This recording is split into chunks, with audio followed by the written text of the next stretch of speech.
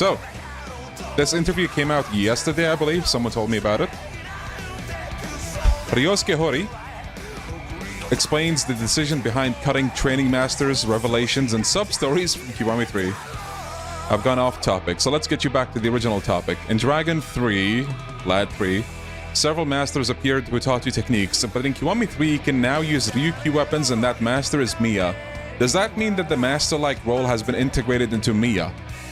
Hori says that's right. Miya is the only character in this game who has a master-like role. That's because, for better or worse, Ryu 3 or Yakuza 3 had separate masters and you couldn't learn techniques unless you trained with each one individually. I felt that this didn't quite fit with the style of games of today. Kiryu also goes to Tokyo partway through the game. I don't know what the Tokyo bit has to do with anything, but I hard disagree with this. There will be times when you can't get any techniques taught to you. Okay, well, Hori says, because there were many drawbacks to this design, we followed the recent trend of making growth and ability enhancements in Kiwami 3 possible from the main menu. However, we still wanted the ability to inherit some of the Ryukyu-style techniques from a master, so we added a master named Miya. By training at his dojo, new techniques will be unlocked. However, you can still develop your Ryukyu style without training, so in that sense, I think there's more freedom. No disrespect, but like, that is such a nothing burger of a statement. I don't know how taking away options is adding freedom, but hey, what do I know about game dev? Can bro stop cooking? Also, yeah, I just realized fly.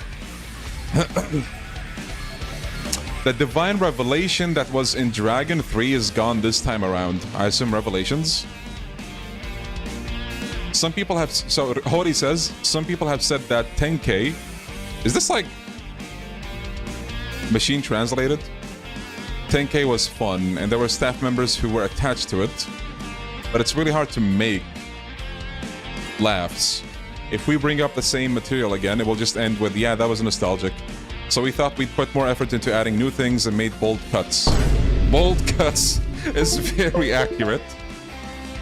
Speaking of changes, we've almost completely rewritten the sub-stories and so on. I'd say there's almost nothing that remains the same from the original. You got that right. Except obviously for like some of the story. But like, goddamn. You were bold about that too, and Hori says, yes, I changed it. 70% of it is new material, and the remaining 30% has been rewritten. So you can expect that there's no sub-stories that are the same as those.